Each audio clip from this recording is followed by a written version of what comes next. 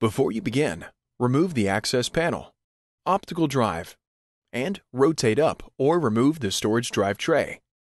Removal. Disconnect the processor fan cable from the system board. Remove the 4 Phillips head screws securing the processor fan to the heatsink.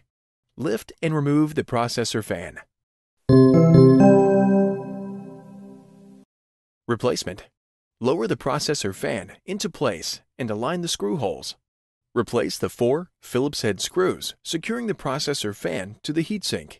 Reconnect the processor fan cable to the system board.